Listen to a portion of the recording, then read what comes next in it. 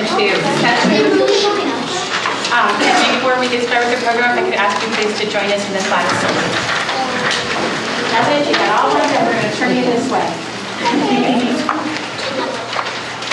I pledge allegiance to the flag of the United States of America and to the republic for which it stands, one nation, under God, indivisible, with liberty and justice for all.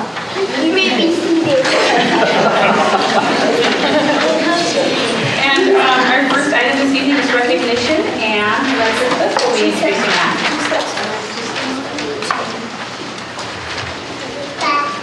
I like behind the microphone over here, but let me first start by saying I'm going to try really hard not to get emotional. As I've been known to be over robotics in general and science.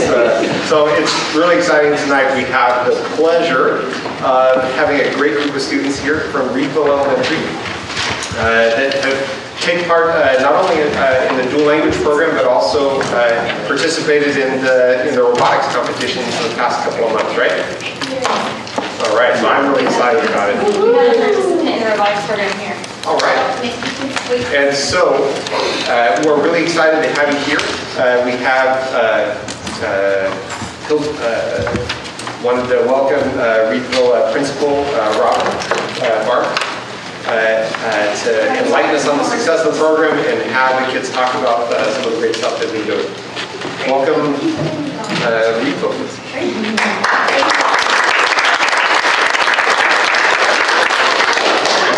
Well, I'm really proud to be able to present, obviously, all these excited students.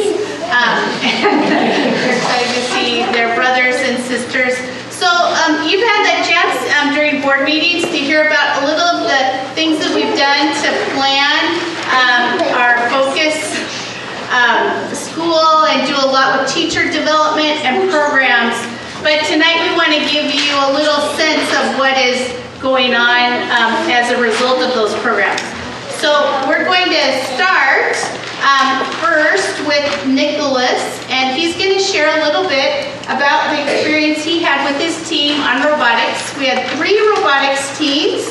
One was an all-girls team, and they all got to compete. They practiced 2 days a week after school, and they got to compete in a competition at Intel, which really begins to develop not only their science and math skills, but communication skills, and Nicholas will share a little bit about that.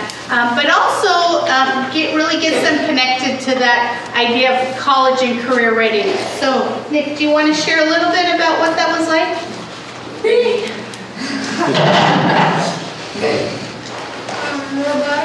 Robotics was creative. We got to learn how to make computer programs.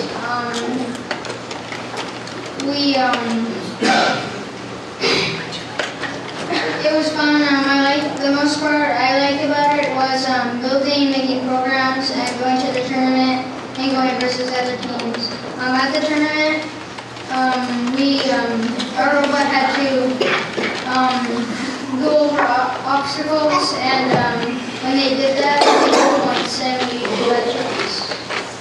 Very good. Thank you.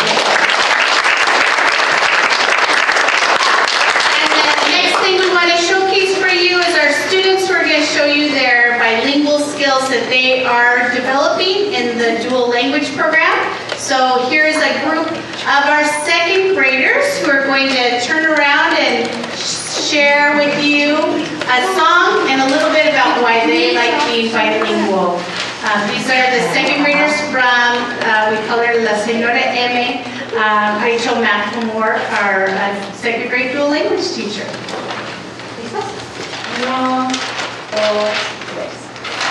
La luna de agua queda la nube, como regalo para todos.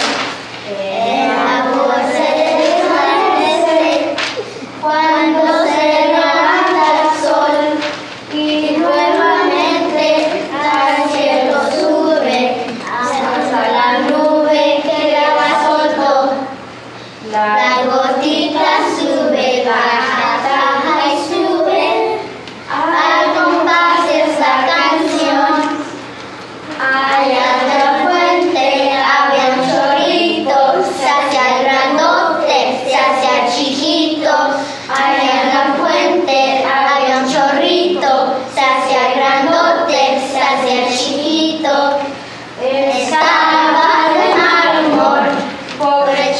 cachorrito tenía calor. Él estaba de mal humor, pobre cachorrito tenía calor. En el paisaje siempre nevado, acurrucado sobre el volcán. Hay millones de gotitas convertidas en cristal.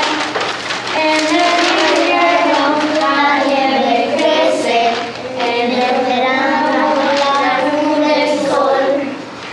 La gotita sube, baja y baja y sube, al compás de esta canción. A la hormiga con su paraguas y recogiéndose las enaguas. A la hormiga con su paraguas y recogiéndose las enaguas. Porque el zorrito la salpicó y sus chavitas se las picó. Porque el zorrito la salpicó y sus chavitas se las picó.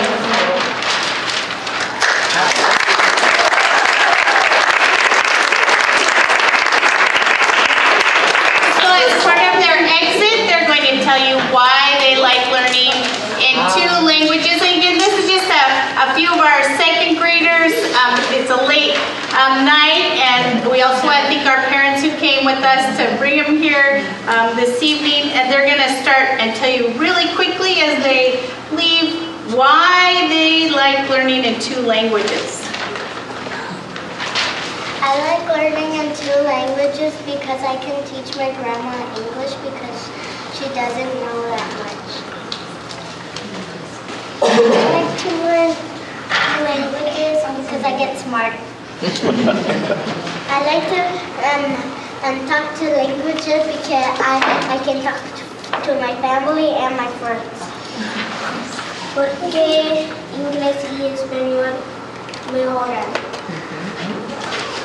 I like learning 2 languages because I can talk to more people. I like to learn more English because when my mom doesn't understand English, I can help her.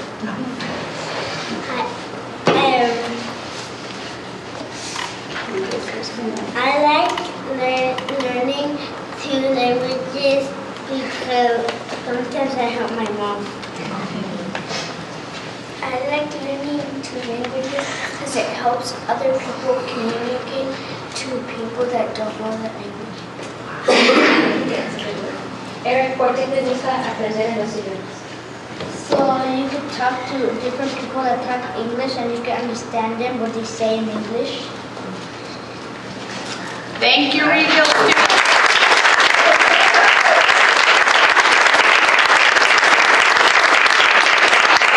Thank you, board and audience, for just giving us the opportunity to give you a little sprinkle of ideas of what are some of the results of the great things going on at Reedville. Come by and visit us sometime. We have lots to share, right?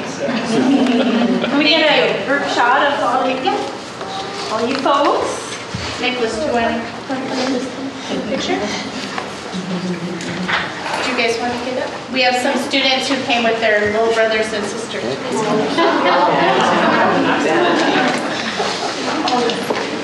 Was that somebody's little brother here? Yes. I want those pajamas. Yeah. Those are amazing. All right. Can you get a little tighter on this end? Good job. You guys are awesome. All right, 1, 2, 3, ready? 1, 2, 3. All right, one more. 1, 2, 3. Thank you so much. Nice job, guys.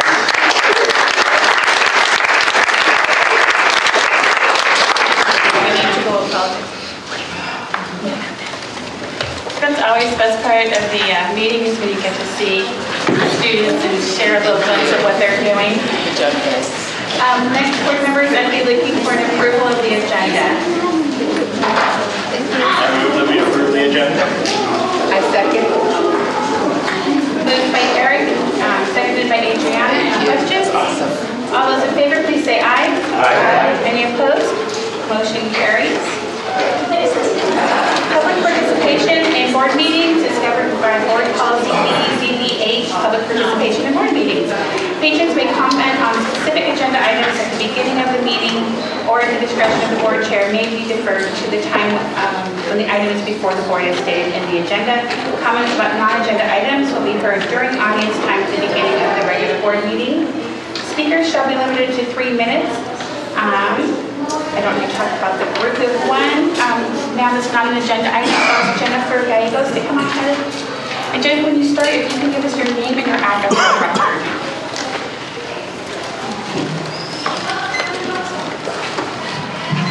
Jennifer Gallegos, 1877 Northeast Palm Street, Hillsboro, 7124.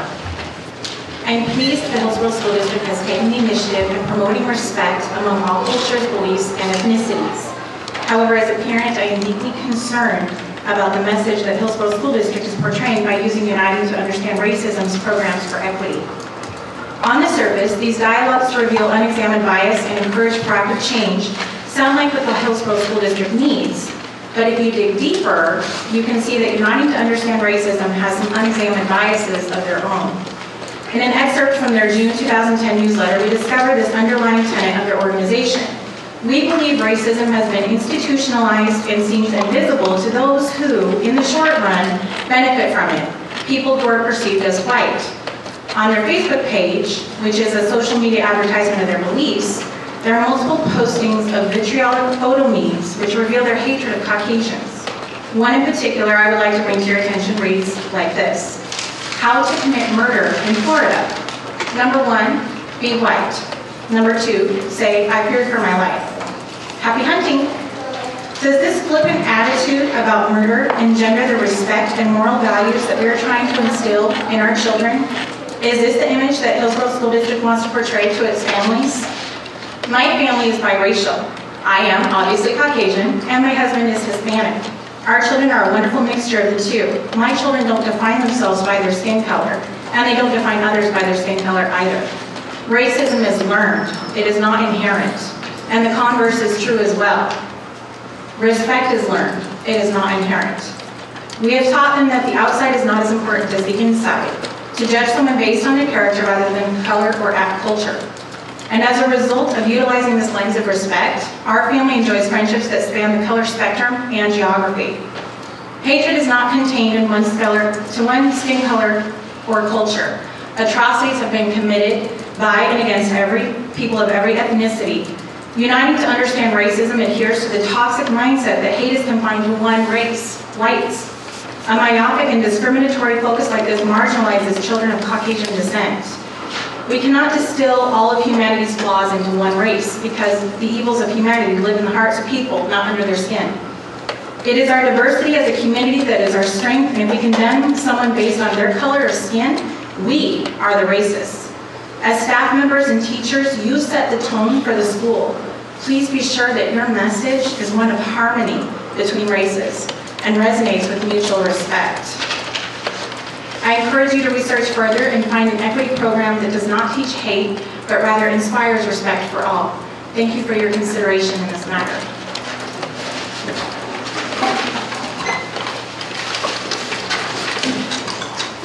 So if I could just provide a couple comments, and this is not to engage in the debate, but just to offer a perspective from the district point of view. First of all, I would agree, we don't defend or condone any activity that marginalizes any group of individuals or an individual themselves. That is not something that the Hillsboro School District is interested in doing. Our goal is to respect all of the diverse opinions that we have in our school district, as well as the students that we have. Our participation with UUR, that's a 6-week program that provides training for staff members to learn to meet the needs of the students that we have in our school district, the very diverse number of students that we have in our school district. And it provides a perspective and an opportunity to reflect on those instructional strategies and those beliefs that are going to best impact our students in a positive way. So while I cannot, again, I can't condone what's on their Facebook page, I definitely can't do that. I'm not going to try and defend that.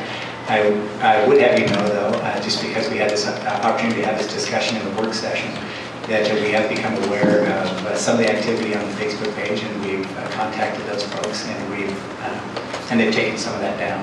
So we have engaged in that conversation to some degree. Again, we do use a variety of equity programs. Uniting to Understand Racism is one of them, and that is one of the professional development avenues that we use that's available to us. Just wanted to provide that perspective as well. Moving on, I need a motion to approve the consent agenda. Did we do that? We did that. I make a motion to approve the consent agenda. I'll second that. Thank you. It's been moved by Janine, seconded by Glenn. Any questions? All those in favor, please say aye. Aye. Any opposed? Motion carries. With that, we're going to move into reports and discussion. And Steve, if you'll help introduce our first report, please. It's actually Matt. Oh, Matt, sorry. I'm Matt. Good evening, members of the board.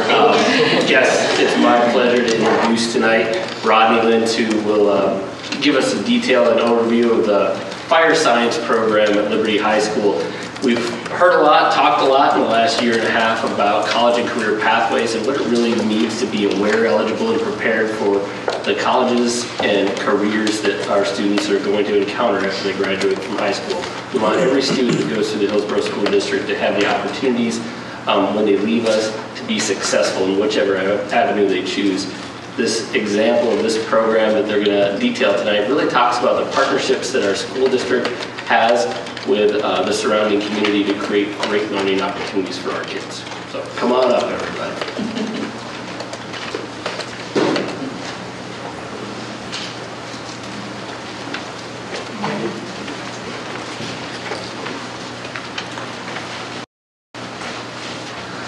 On behalf of Liberty Fire Science Program, thank you for having us here tonight to give you this short presentation. We're going to take about 20 minutes to just kind of give you a brief overview of what the program is. Then I brought some of the students who are either currently in the second year program or have graduated. They can tell you a little bit about their experience. Liberty Fire Science is a 2-year program. It's an AB program, which the first year the students come in and we start on the path to graduation and college, where we start with interviewing techniques, resume building, things that they're going to need to be successful once they leave high school. Then we get into the first year split in 3 different ways. It's split. The first piece is intro to fire, so you start understanding what the fire service is about. The second piece is intro to EMS, where the students learn basically an advanced first aid to, in the state of Oregon, there's 4 levels of EMS. There's the medical responder, the EMT basic, the EMT intermediate, and the EMT paramedic. This year, we're the students on the second year program, which Austin and Katie can speak a little bit to, is this weekend they're going to finish up the state testing. We've made it so they'll be able to state test and get certified before they leave school, which will benefit them possibly getting jobs with medical requirements. It'll also give them a big step once they first graduate out of high school into volunteering with a number of agencies in Washington County, because the county agencies all, to be a volunteer, require medical training, so they'll already have that in place. The last piece is intro to wildland firefighting, where we have a number of our students over the past years have got jobs with seasonal firefighters with the Oregon Department of Forestry during the summertime. So we break that down. What does it really take to do this job? What is it different from structural firefighting? Because our people like to be out in the woods compared to driving around town going woo on a fire truck all day. So those are the first 3 pieces of the first year, which each piece is about 85% curriculum where we're in class. That's a Monday through Friday class over at Liberty. And each section is completed with a practical piece for it, such as intro to fire. We come over to Career Day, what the City of Hillsboro puts on. We do a whole day there where we go through different pieces where they learn about the hierarchy of the fire department, who the chiefs are, what each role is. And then we do some of the tasks. The EMS piece, we come over to Metro West, which is the transporting agency for Washington County. So they get to see what their operation is like, because a lot of people don't know where does an ambulance come from? What do they do? So we do that. And then the last one, the wildland piece, we go out to banks to retired fire chief's property, and we burn brush piles, dig trail, and have the students engaged with that. Each piece, we offer, like for the EMS piece, we do ride-alongs. The students have opportunity to ride with Metro West. They go out on different shifts. And they cover all shifts, from maybe the middle of the night shift to the daytime shift to the evening shift, so they can really experience what it is to have a job in this role. The structural piece, we have right along the fire station. Once the students complete the first section, intro to wildland, or excuse me, intro to the fire science structural piece, Then the students have the opportunity to come to the fire station and ride shifts with us. And basically, we put them in gear, they ride, there's no difference between us and them. They come right into the residency on medical calls, we go to fires, they're able to watch. And then the wildland piece, we've taken in the past, a couple of the students have come to different wildland fires with us, and they also do ride-alongs. So the first year, depending on how, we require at least 2 ride-alongs, 1 EMS, 1 fire. And then it's up to the students if they want to ride more, they're more than welcome to do that. From there, we transition to the second year where we kind of flip the table on. We go from a first year heavily classroom-based to the practical piece tied up to where the second year is pretty much fully hands-on. They come to the fire station and work on conditioning them in gear. A lot of students don't realize when they graduate from high school what it really takes to get a job in the profession. They're not prepared for it. So we get them prepared for it, who have the desire to move on, even if they graduate and say, firefighting, at least they've got the resume, they're interviewing techniques, and then they understand like probation is. A lot of companies now, there's a probationary process. So we take them through achieving those skills up to that point. By about Thanksgiving, the students have all been conditioned in their gear because our fire gear weighs about 70 pounds on an average person. So we condition them, they're hot, they're sweaty. So we take them in, the fire program, what I put together is a standard firefighter one where they learn all the skills of what a regular firefighter would do in probation training. Search and rescue, the hose lines, the ladders, the saws. There's no piece what's omitted. There's a lot of programs around the state where the riskier pieces are ladders, saws, things along that line. We haven't omitted it because from the teaching standpoint, all the instructors are firefighters on the job today. Most of them are from our agency, Washington County Fire Institute, and there's a couple from the city of Hillsboro. We believe that passing on our craft to the students, it does no good to only pass on a portion of it. It gives them kind of a misconception exactly what is expected of us. The students do real well through the first part of it. Once they've gotten to the point where they're conditioned, they're starting to understand some of the skills. Right around Christmas time, we start opening up for ride-alongs where the students can come down and ride as much as they want. Some ride only a few times, some ride quite a bit. They come down and sit on shifts, we take them, we utilize them on call so they get that practical piece of it. We help in the spring, we help work with some of the scholarships out there. We went through our district and our volunteer groups that put up $200 to $500 scholarships for the students, so it can help them further their education. We've also helped with some of the students where they've graduated, like down at Corvallis College, where we've got them lined up with different volunteer groups where they can live at the fire station and volunteer, but go to school and where their room and board is taken care of because they're volunteering. We've tied to PCC, so the students, if they stay both years in the fire science program, they can earn up to 17 college credits. And that's transferring, it's 17 college credits towards the fire science program, but it also transfers for electives to 4-year college. So whatever college credit they achieve, that can work in their advantage wherever they end up, whichever college they go to. It's also to their benefit because it's free. Because with the partnership that the school district shares with PCC through the PATH Act, it's something really cool. They not only get high school credit through, but they also get the college credit through.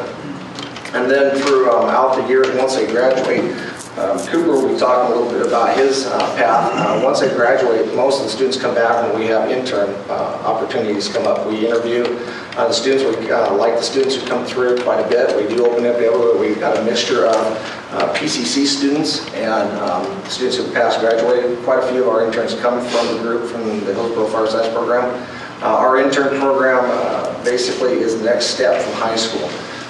They come in an internship, they're assigned a regular firefighting shift. Our shifts are 24 on, 48 off, and they're just one of the crew. They're not, some departments are larger. They are kind of the gear carriers or the observation people. Our students are basically focused right into the crew, so they're getting the hands-on, they're dealing with the calls and dealing with the EMS pieces just as a normal firefighter would. And so, and their main requirement is they have to be attending college, maybe at PCC, Chemeketa, Eastern or Western University. They need to be attending that for fire science, EMS, or 911 telecommunicator these days. Any questions? Sure. What is the post-high school education requirement to get into the firefighting or to EMTs and things? To get in, the majority of the requirements nowadays is an EMT basic and some type of experience where the students with the EMT basic class is 2 terms long, and the first responder, or what is called now is medical, they just renamed it this year, is about the first 5 weeks of that class. So when they come out of the fire science, they've already got intro to fire science, intro to wildland, so they've already got that experience piece, and with our program, we're fairly well known. Because when the students go to PCC, they basically stand alone from the general students because they've already got the skill base, what the college is trying to teach. So 50% of it is basically just orientating to the fire service and being able to do it. The other half is the EMT basic, and they have to achieve that the first term or 2 at the college. And so when for volunteering, the medical responders, all they need, and that's one path that we've created for this year's students. We were able to connect with our administration that second year students, I just actually finished up the paperwork for starting at the first year, they'll be classified as called cadets, which means they're between 16 and 18 years old once they've met the criteria like the second year has done now. First year until they graduate, they can come to drills and come to calls and get that experience. At the end of the school year, when they graduate and are 18, they transition to volunteering. So instead of going back through a whole process of interviewing, application, Firefighter 1 Academy, they've met through the second year program. They've met Firefighter 1, hazmat, the EMS piece, the wildland piece, and they've already got 6 months of experience. So by the time they graduate, if they leave and say they move to Forest Grove, they've met all those requirements with us, so instead of going through it all again, they can move right to being on the line as a volunteer with the City of Forest Grove until they achieve their EMT basic, and then they can test whatever jurisdiction they want. As for a firefighter, they've already got that skill base, experience at a very low level, but it is an experience, and then they just have the EMT basic, and then they're able to test. Just to clarify, so you're saying they have to go through your program, they'll be qualified for a full-time firefighter job after like 1 semester at PCC? Or? It's 2 semesters at PCC. There are some, NCTIS is basically a term for the EMT basic, because the requirements are usually the test is 6 months of like volunteer community involvement, kind of the EMS fire role can be tied to it, and then your EMT basic. So by the time the students graduate, they've already got basically about 80% of what they need. And they, with the college classes underneath the belt, and the main thing what we're seeing is a lot of the students who do apply is they do very well. When we had 2 of our students leave and went down to Corvallis, they do what's called a community volunteer, where students come into the college, are going to be going to college, and they interview people, and they have 10 spots to come live at the fire station. And what the students agree to do is we'll live at the fire station, we'll go to school, but we have to commit at least 1 day outside of class to stay at the fire station and do calls. And the 2 students actually were engineer students, and they had, actually one of them now is transferring over to firefighter, but their intent was engineering. They came out number 1 and number 2 on the process because of the interviewing skills and the resume building we do with them. And just general skills when you talk, when you have that experience, and the number of the students, that's why PCC, they can tell right when the students come from the Liberty program because they just talk different. Their skills, when they come out of ladders, they move very quickly. And the good example is in hydrants. We get out and take a fire hydrant. It's pretty simple. Most standards around the area are a minute to a minute and a half. PCC is a minute. Our district stands 45 seconds, and all the students by the first of the year, halfway through the second year program, they're already down below 45. Most of them are in the 30-second category. So when they come to PCC and have to demonstrate that, it's like, oh, you're already done. And so it's like, well, because they've already way exceeded the standard. And so when they get out and do some, especially with volunteering with other agencies, when they come in, they go through the volunteer process. If they're called out and say, tell us about this or demonstrate this, the students have no problem. We haven't had one fail yet because they've been exposed to it. Yes? The question is going to be for you or for Mike, but this is a great example of a program and a community partnership that are just phenomenal. We've talked about community partnerships and how groups can come in, but there's been a limitation about teaching of students. I mean, not having a teaching credential or whatever, and not being able to be responsible for the classroom. How does this program coexist with those requirements? Because it seems like there's a fundamental great thing going on, and is it just that one of them is a licensed teacher, or is there another path that has let them do this? I'm actually going to let Matt answer because he knows more of the specifics. Yeah, so Rodney mentioned PathTech, and PathTech is a local consortium that works with our community colleges to help make these experiences a reality. So it provides some of the CTE programs that we talk about. It provides the instructors and the appropriate licensure for them to teach. So This is one of those certified CTE programs that comes through PavTech that we can access because of our relationship with Career Technical Education. Let me expand a little bit on that just for board's review. All of the instructors teaching the class, first of all, we have degrees in fire science, structural fire science. Then on top of that, we have to have at least an instructor 2 through the fire service. DPST is what certifies us as firefighters. So we have to have an instructor 2, and then we go through the teacher standard practice board. We have to get a limited teaching license under fire science. So all the teachers in the classroom are all certified through TPST. So, does that require them returning to school to a master's in education, or is it just the structure means that because you're in a particular environment that it's unique and can fall under a unique set of criteria? We're under the limited teaching license of fire science. The Teacher Standards Practice Board accepts, during a standard year for firefighter, we go between 100 and 150 hours of continuing education, basically. We train almost every shift. We spend between an hour and 3 hours training in some aspect, fire, EMS, while in something. And at the 2-year period or 3-year period for recertification with TSPC, we have to show that documentation from the fire district that we've attended that. And we're also, what I was talking about with PCC, we also have to go, we have to meet the credentialing of PCC as a regular instructor at PCC. So it's kind of, we've got the DPST where we're certified as firefighters, we've got the Teacher Standard Practice Board, and then we have PCC. So we're kind of 3 different ways certified to make sure we're basically qualified to be in the classroom. How did this start? I mean, it seems like if you were entering this cold as someone trying to think about starting a program like this, wasn't it daunting to try to get enough instructors available for this and build what kind of a process was it to build the program?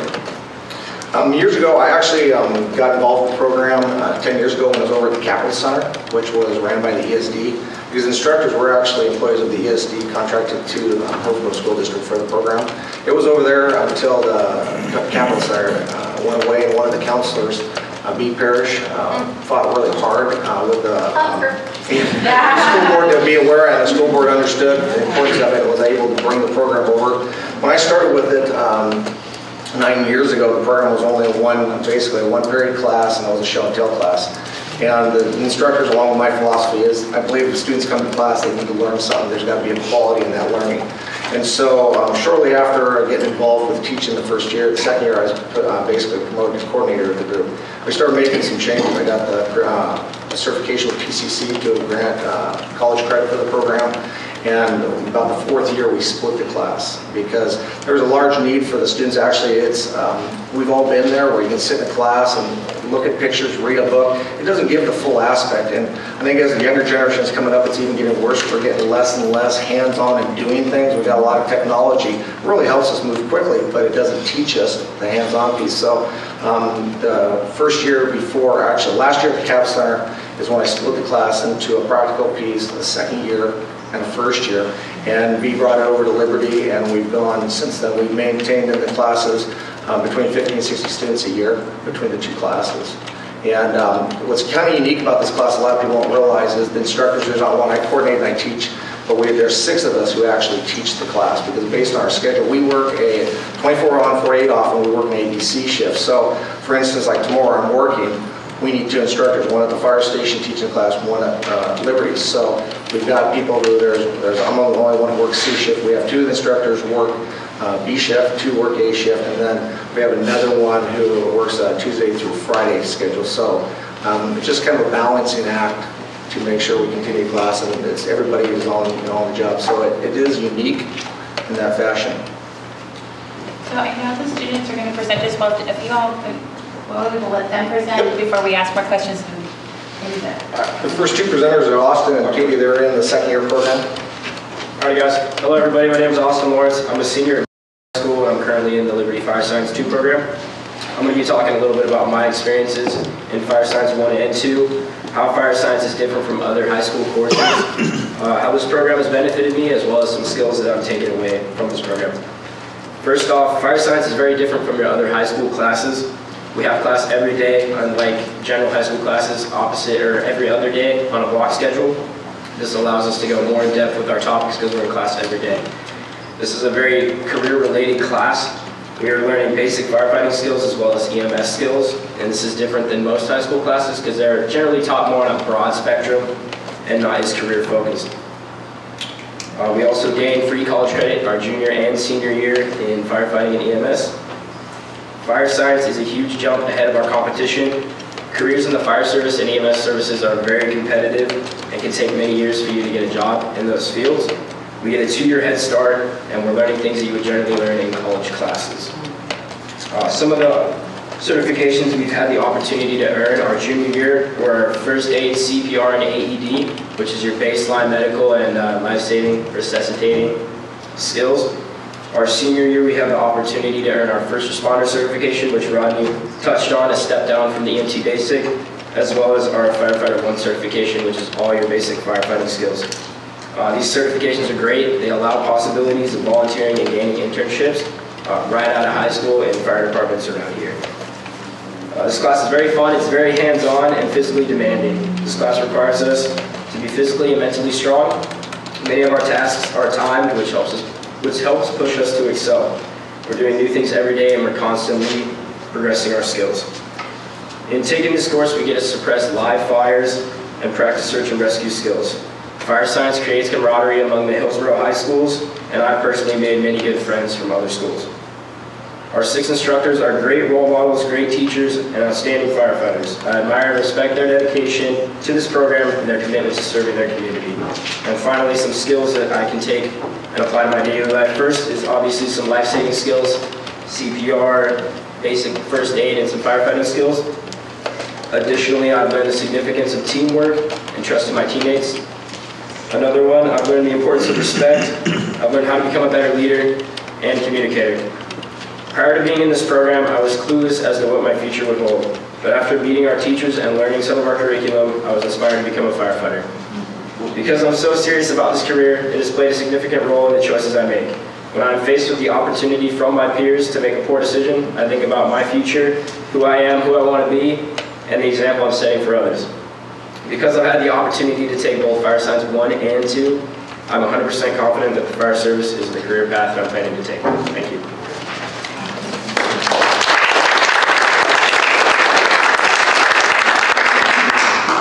Hi everyone, my name is Katie Alley. I'm a Glencoe High School student. I'm an early graduate, so I would be a junior this year, but I'm a senior. So, fire science. It was really simple sounding in the beginning, and it's a broad term. You don't know what to expect. I certainly wasn't expecting as much hands-on activity in the class as there is. And when I was first getting into the class, I didn't plan to be a firefighter. In fact, I wanted to be a law enforcement officer. I'm a volunteer search and rescue member, and I'm a little bit nervous here, but we'll back there. Anyways, I was surprised how many skills you can obtain in just 2 years. Because I've been in search and rescue for 3 years, and I haven't learned as much as I have in this class. It's my favorite class every day. I go to class, and no matter how bad the day is, you go back, and you go back to school after that class, and you feel so good when you come back, because your whole team is encouraging you the whole time. And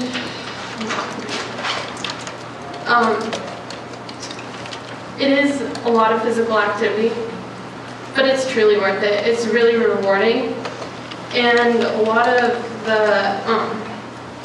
the work seems unnecessary at the moment, but after a while, it does build up, and you can see the full effect. And I really enjoy doing everything that I do at Fire Science, and I really I'm shaky. Anyways, this class doesn't just prepare you to be a firefighter, it also prepares you for any other public safety job out there. It's really cool. And any high school student that's looking for a change in their schedule, or even just a change in their schedule or a new job career path, they should totally look into fire science because it has truly changed my life. Thank you.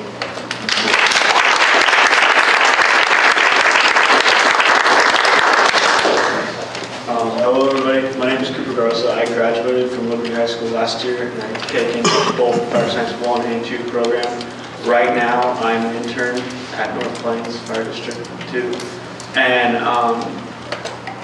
with this class, I walked in the first day not really sure what it really was. And it inspired me. Like I didn't really have any career, didn't know what to do, and now I'm an intern and I'm working.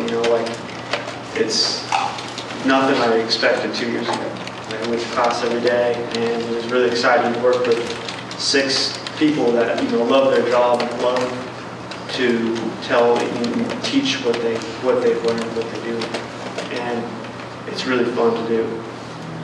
It is definitely physical. It's not an easy class to take. You get college credit for it, and it's like you do your senior project your second year. So, if you had any questions, they were there to help. Everything you did, they were always there to help, and if you had any problems, they wanted to make sure that you did it. And I respect these guys so much that it was just super fun. Always positive to go to class, and I enjoyed it 100%. It was definitely a really cool class to take, and it really was a lot of fun because I going through high school, I wasn't really the smartest. I never really could learn, read a book, sit down at a desk for 2 hours in a class and walk away smarter, because I've just never really learned from reading the book as well as now I can go to that class and I can work on tools, work on extrication tools. I can put up ladders. I can work on putting on the gear to prepare, wear your safety gear and stuff. And you got to learn by actually doing stuff, which is a lot of fun. And you got to learn by learning all the EMS stuff and learning how to do CPR to potentially save somebody's life. And that's like one of the most rewarding things I think I've ever been able to do or been able to work with. So I think this class is definitely a lot of fun, and I would encourage anybody to take it. It's a lot of fun. Really good.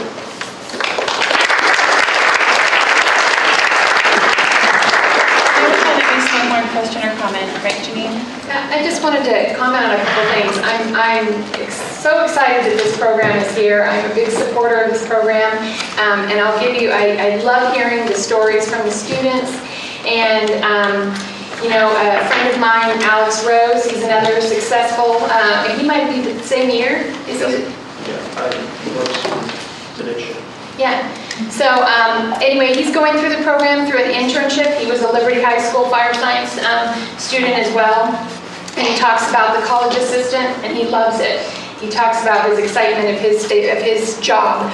And this, just the whole idea of this partnership and career opportunities for kids is so impressive. And my own son, Matthew, is a first-year student at Liberty High School, and he kind of struggles and goes between law enforcement and firemen. He's not sure. And it's funny because she had said, you were also considering law enforcement, and I remember a police officer saying to Matthew, 2 of them, because he's also a cadet at the HPD, he said, well, do you want to be liked?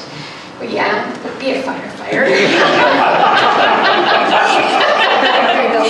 You heard about the way. Yeah. So, he comes home from this program and he talks about, the CPR, the program that he's going to be certified. He's going through the program this week and the certification, and I just appreciate the program so much because he's giving his level of excitement for his school. This is what's engaging him, and he's really into this, and I just appreciate the opportunity for him and for all these other students that struggle in that classroom setting and not sure what they want to do, but this is giving them a path. And so thank you very much for your involvement, and kudos to all of you. One thing I want to say is firefighters can teach. I worked with Hillsboro Fire and knew nothing about fire science. And I will tell you, they can teach. I learned a lot. And even when I went to conferences and they were, led and facilitated, I thought they could teach. And I think it's that practical knowledge with the applicable in the book learning. And I think your name is Cooper Garza. That's a cool name. That's an awesome name. But anyhow, I think you touched on something that I want to say, and just thinking about how our kids learn differently. And I'm so glad that we have this program and want to see others, because the discovery of and the confidence that you gain. Like, you know, I can't learn from a book, read it, and walk away and have that knowledge. I gotta get my hands dirty. And I think you discovered that, and you're discovering as you mature your style of learning. And I think that's really important, that some of these programs really open up, you know, the minds of all you kiddos, I would say anyhow.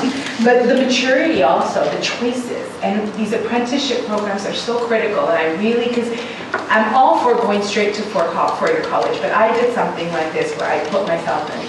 And I know I have firefighter families, and so don't stop at that 2-year, because you have that great schedule. So I have members in my family and work with members at Hillsboro Fire who got their bachelor's and master's while, you know, one was like, oh, I'm an old man, I'm 56. I go, what do you mean? And he was getting his bachelor's, but you know, so proud, you know. And I know my brother-in-laws down in Southern California had their bachelor's degree paid for part through the county and programs that they have. So I just really promote these types, because especially with what you said also, it puts you in a situation to really look at the choices that you made. You weren't at that same level, you know, as your other peers. You had a future, and not that you didn't before this, but you found, you know, your calling, as Jimmy had said once. So I think, and then how it applies to life, I think is awesome. And I just hats off to you for being a female and taking that, you know, stride. And just, I'm just really excited and want to see more programs like this. I mean, just whatever, you know, 2-year, you know, apprenticeship, getting our kids out and working. So, come on, Keith. Numbers, how many kids are involved? We usually average right around about 50 to 60 a year between the two programs. And how many of them are ladies? Pardon me? How many of them are ladies, women? We average it right around about 3 to 5 a year between the two programs. And can you touch on how many you think actually continue in this career? Because all the students I have met who've done the program or in the program are thinking they're going to be either be an EMT or paramedic. Do the majority of them? It's different. The majority of the students, we get about probably 75 to 80% actually move on to college. Okay. Actually in the profession, I did send a list, I don't have the exact number. We've had, depending on, the fire service is very difficult to get in, but it depends if you want to go EMS. If they complete their EMS, we've had a couple who've got jobs with Metro West, for example, or Oregon Department of Forestry. We actually had one student the first year we were at Liberty who got on the Montana Smoke Jumpers, which is a very, very elite group, which is very difficult to get into. But we have to go different places. It takes within probably the first 5 years out of high school, we're probably around the 15% category of actually obtaining a job. But they have, and that's not counting actually the volunteering. We've had a number who've gone on with volunteers within the first 6 months to a year of graduating. And we're hoping with this cadet piece, what I'm putting together right now, and with the internship, with the connecting all the pieces in the second year program, that we can move a lot more into volunteering either for us or any of the Washington County agencies, because that's part of the classes we actually, between Life Flight, Metro West, AMR, all the different Oregon Department of Forestry, they all are aware of the program, and we have, basically we all know each other. So with the credentials meeting their requirements, and usually we'll have a lot bigger door what's open for them. And comment to, I guess, administration, I love that this program is run like an option and that we help students from different high schools get transportation and get to this program so that it's not something only available for Liberty students. Yeah, all the high schools do come. We have participants from all, it fluctuates, but we do have them all there. So, and you didn't even cringe when you said you were a Glencoe kid in the Liberty. I had the opportunity to sit in Rodney's class. I think it was last year we did that. And one of the things that I was impressed with was just all of the life skills that you build into the program. I remember you telling me about it's not just, they're not just learning fire science, but they're also learning to be public speakers, they're learning to be better writers.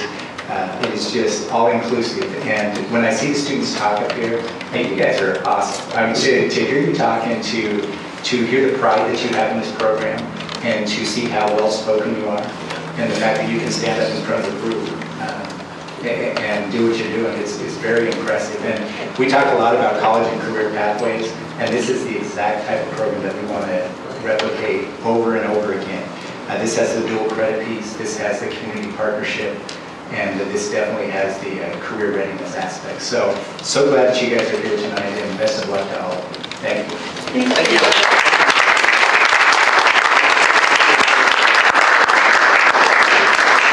Can we talk to you about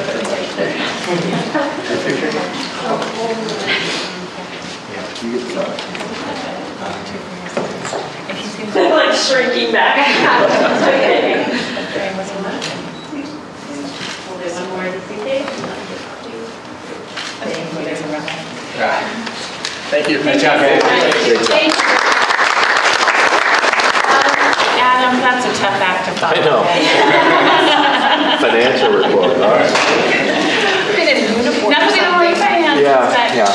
A couple of big exciting things happened in the business office. Number one, we have had interviews today for audit firms. So that was exciting. Yes. They have sweatshirts like those guys. get out there. No sweatshirts. We have been with our current auditor for several years, and it's time that we go out and see what else is available. So we had interviews today, hope to have a recommendation by early next week. The other big thing we're continue to work on is the work we're doing with our Infinite Vision software and the consultant that we brought in last month. We're continuing to work on a plan on basically making the best use we can of the software package that we have in-house and that we've been using for about 5-6 years now. So we know there's ability to that system. We just need to continue to work on it. So I don't know if there was any other questions regarding the financial report. Questions, comments, Janine? It's a little question, and I just was curious. I noticed in here it talked about the W-2s were mailed out to staff members, and I know that you've worked really hard to get direct deposit, so you've cut down a lot. So do you ever do you foresee the ability to do that electronically? I know I get my W-2 electronically. Yeah. My husband doesn't. I don't know. I would have to talk to payroll about that. I don't know what the capabilities are. I know we do have a majority of our staff on direct deposit now, but we still mail out the W-2s. Yeah, so I just imagine that's got to be That's a good question. I'll get an answer for that and get back to you.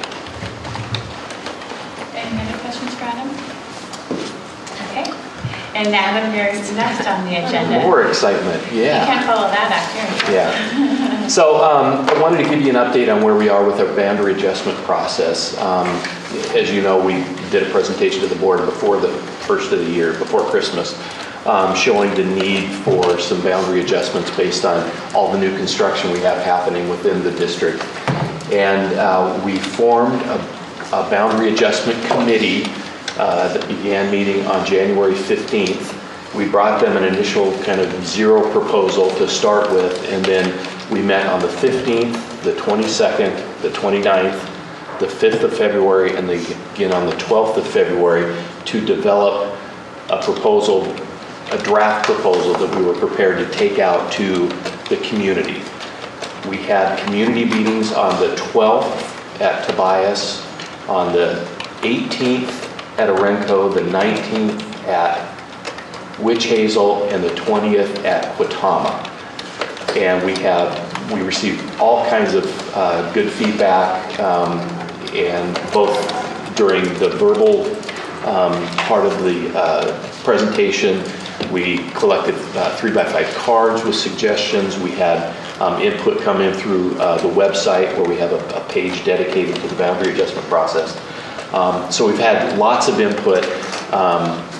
Following the meeting on the 19th, or the 20th, last Thursday anyway, we pulled back together a small planning group, started going through all the input we received and developing the next iteration of the proposal, which we will be presenting to the Boundary Adjustment Committee tomorrow night, tomorrow afternoon, at their next meeting. And depending on how that goes, we may be meeting again the following Wednesday with the goal of developing a revised plan that we may need to take out for one final community meeting, depending on how different it is from what we last proposed, with the ultimate goal of bringing a recommendation to the board at the March 18th meeting. It's been quite a process. Glenn's been a part of the whole thing. I think it's been a valuable process. We've gotten lots of input, and I think people will see that their input has been valued and that we have listened, and that the proposal has changed significantly from that first zero proposal, and it's changed throughout. So I'm hoping that we have a product that is not going to make everybody happy, we know that, but that is going to meet the needs and those guiding principles that the board set back when we started this process. So I don't know if anybody has any questions about. Glenn? Yeah, I just want to throw in here, first off, I want to publicly thank Adam and Beth and all the people who have been involved with this process, because it has really been a ton of work. You know, and just to stand up there and take the slings and arrows of all the questions and whatnot that we've had. There have been some exciting meetings, actually. But I have to tell you, every one of the meetings has been extremely valuable.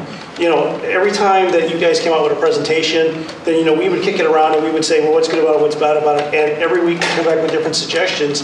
And it just really has come out to be a really great, collaborative, open process. And I really valued the community meetings, too, for that exact same reason. So I'm looking forward to tomorrow seeing what your next draft is, because those were some interesting feedback that we got. So, but all in all, I'm very confident in the level of effort that we put into it, and we're going to come out with, it's not going to be a perfect product, because I don't think you can't do that, because you're not going to make everybody happy. But I think it was a fair and honest and open thing, and I just really appreciate the process that you guys put together. And as importantly, the guiding principles, which you didn't really share tonight, but the guiding principles that we put in process around how we were going to develop this process. So it's been a really good experience to be part of. So thank you very much for your work. Janine? I too also, I was able to make 3 of the meetings, 3 of the last meetings, and you know, I heard a lot of people heard a lot of things about what was going to come with that last meeting. They thought that was going to be, wow, a really tough meeting. And I just have to say that you both handled yourself. I mean, the questions, the comments, very well, and you really were able to turn some of the mood, some of the tone sometimes, and I appreciated that. I thought that it probably was some of the most positive comments, some even from a student that came out and really spoke so eloquently, and just to be able to come out and say what they had to say, and parents I think felt heard. A lot of parents, there was a lot of talk about giving feedback on the website. I was kind of curious if, and you did get it. So I was curious if there was a process, a spreadsheet, or something that we could kind of see the comments generated from that website. I'm just kind of curious as to, you know, what was... The comments that were collected on the 3x5 cards are included with the minutes from each of the community meetings. Website. I don't want to create more from that, but if you're already putting it into some sort of... Yeah, I've been copying myself and Adam on everything that comes through the website, and if things come to him, he's copying me. So, and I have everything in a folder. Okay. I don't know. I was just curious. I'm one person that's asking that. I just was impressed with the level. I thought that each meeting that I had gone to, Aranco, Witch Hazel, and Quatama, each of them had a different tone, different feel, and I thought I just would be interested to hear. I'm curious what the next step's going to be. We can put everything we have out on the Teamwork site. I really thought it was strong too when you came out at that last meeting. You just came out strong, saying, this isn't what the district chooses to do. This is something that we're having to react to the growth around us. And, you know, then some of the parents, you know, were talking, but you really had your points down, and practice. Yeah, I know it was a little practice for you, but I just really felt like that last meeting could have been possibly, there was some really high emotion. I had a friend who was subbing at that school during the day, and she called me and said, "Yeah, sure you want to go to that meeting?" You know, but I just thought it was important for them to be heard. It was important for them to hear the information and to share the ideas. And, you know, some of those ideas that came from that is what's morphing the process. And so, I thought I only made it to one, the Quatama one, and there was 2 for me, kind of the two big takeaways. One was the student who said, don't stress about it, we all need to remain calm. Even though this might break my heart, remain calm. And I just thought, okay, that's great. And then you had a committee member who got up and really focused back on the guiding principles and said, really, if we wanted to solve this in the best way, we would erase all lines and start over. But to do that, we would upset 20,000 people and not a couple hundred people. And I just thought that was also a good reminder of we're doing the best we can in the situation we have, and that erasing all lines and starting all over could be a lot even more. I just wanted to add too that I thought it was great that the administrators that came to those meetings and really gave that message of saying that we are a Liberty feeder, and you may be going to this school now, we are welcoming you, and you will go to Liberty, and you will go to Pointer, and you will. And so I thought that was a really strong showing of administrators at each of those meetings that I went to. I thought that was, a good point. They made great points. Okay, thank you. So more to Good luck come. at your future meetings. Thank you. With that, we'll turn it over to Beth and the open enrollment update. All right. Take one and pass it down. So if you'll remember, back in January, we talked to you guys about the open enrollment period that was coming up. This will be our third participation in open enrollment since the state passed it back in 2011. Sound luck. I think I had 8. Is that right? Anyway, so as we discussed back in January, in the past couple of years, we've had some regional agreements in place with our closest neighbors that have really, I think, cut down significantly on the amount of traffic back and forth between our districts, and now that is no longer allowed. So we needed to take that into account. We also obviously have this boundary adjustment process afoot that is causing some significant disruption, especially in the Liberty feeder, that we needed to keep in mind.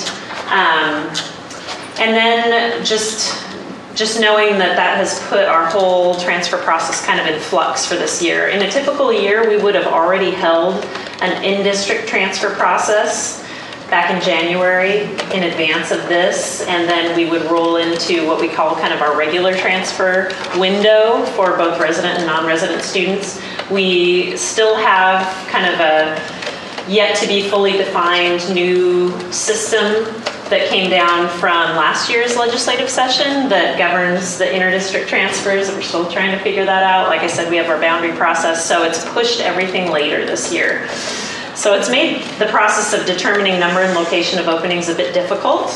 But in looking at this, if you'll look, I grouped these by feeder. We really didn't want to entertain any open enrollment transfers for the Liberty feeder just because we're still not solid with what's happening with those students who are there right now. But then in looking at our approach from there, what we did was take a look at our schools that are really under-enrolled and what would it look like to start a process of trying to grow enrollment at those schools. And you'll see quantities at the elementary schools that we've decided to open of 30, and that may seem a bit random, and in honesty it is a bit random, but if we kind of take that approach of, boy, if we could add an FTE at that school, obviously students don't come in perfect pockets, but still to be able to add some staffing support to those schools at a time when we're trying to make a concerted effort to grow enrollment in certain areas was the tact that we decided to take there. And then in looking at our other middle and high schools outside of the Liberty feeder. Those schools we don't typically look at as being under-enrolled necessarily. We feel like they're at a pretty good level, and also, with what's going on in terms of growth, there's also growth that's occurring at the middle and high school levels, and obviously those students are gonna come up through the system, so we're not feeling like we need to make as concerted a push at those levels, but also knowing that a lot of movement at the secondary level kind of takes place throughout the year. Things that are coming across my desk that come outside of the normal times are a lot of times dealing with our high school kids. So we know that there's kind of those other balancing points throughout the year. So our thought was that we didn't need to capture it all in open enrollment. In open enrollment, we could open enough to like maybe address some of those serious hardship needs that are existing out there that people know about right now, and then maybe kind of take a look at how our in-district process settles out and what we might be able to open up, you know, under our regular inter-district process a little bit later in the spring. So those were some of the things we were thinking about here. So Beth, could you just, I just want to make sure the board understands. Sure. Just summarize the next couple steps that happen after this. This is the first of several steps. This is. So this was the follow-up to board's direction back in January, which was for staff to determine number and location of openings. We're sharing that with you right now. If there are any major concerns with that, now's the time to let us know, because by Friday, we need to have this information and the current forms for people up on our website. That's required by law to have that up by March 1st. And then the window opens March 1st and runs through March 31st. A couple of things to keep in mind with open enrollment. It is intended for movement between districts. The whole intent originally was to kind of remove barriers of districts, you know, disallowing students to leave or come in. However, resident students do retain priority. Now, even though this isn't intended to be our in-district process and it isn't reflective of all the opportunities that might be available to our in-district students, if an in-district student already knows, or a parent already knows, I'm really seeking a spot at Groner, or I'm really seeking a spot at Reedville, for example, they can go ahead and put their name in during this window. They will get priority. We are also allowed to provide priority for students currently on inter-district transfers who may not be under a House Bill 3681 that gives them the right to stay here for the rest of their schooling years. If they might be on a one-year transfer, we're allowed to give them preference in this. And also siblings of existing transfer students. And outside of that, if there are more requests than what we have spots for, we have to run a blind lottery process for the remaining spots. Question. If folks got in the last year or two, do they reapply, or I know that with the Liberty Theater we're doing something different, but say I live in Banks and I did open enrollment last year and I chose Evergreen and I got in. Do I reapply through open enrollment, or they're in? They're in. No, their slot is there and we're counting them through 12th grade? Yes. So I had a couple of clarifying questions. One you touched on about so one of the differences between the in-district transfer and the external transfer is that these are slots you're claiming are open above the current capacity of the district, effectively. Whereas an internal transfer presumably opens a slot from the place that they left, but that's not reflected in the number. So if there was someone from Glencoe that wanted to transfer to Century, you're going to say they're going to consume one of the 5 slots, preventing external transfers from being able to use it. But unless you tell me differently, I'm assuming you're not opening up an additional spot in Glencoe where they left. We have one shot to announce the number for this process, and then it's set. So, but what it seems like you're doing, though, is deliberately blocking the possibility of external transfers in by saying you're going to handle all internal transfer requests through this mechanism first. I'm not saying that that's the way I'm trying to do it. I'm just saying the system doesn't preclude it. I'm not going to say, hey, this is the in-district time, because it's not. But the reality is that if an in-district student decides to apply during this, they get priority. But you could make a policy statement that says the place that the student for in-district transfers, although they consume one of the slots at Century, they leave Glencoe, so an additional slot for the externals opens up at Glencoe. You have to make this decision as of March 1st. You can't but we can take that into account later if we see that has happened. Because you can do in-district after March 31st. And we have 2747 says that we have another opportunity to announce slots after. Which is why I wonder why to mix in internal transfers into this process when it deliberately dilutes the ability to allow people to come in. Does it not? It's the way the law was written. I mean, I'm just trying to explain to you the different things that could happen. I'm not saying that I'm trying to promote so they could one way or apply. another. So they're saying, okay, hey, I just heard the announcement, I got to apply now, even though I'm an internal transfer. So they submit a form, because what the heck, why not do it? You can say, okay, you're going to get your request, but I'm going to bank it against my internal instead of choosing to consume a slot. They can apply, but if you're going to allow them to transfer regardless of the slots, then you could, I don't know. I think that there's some amount of internal work we can do to handle it so that we can not accidentally consume the external opportunities by internal transfers that you would have permitted anyway. Suppose they didn't. Because what I hear you saying is, well, let's say all the internal guys wait and you accommodate them anyway.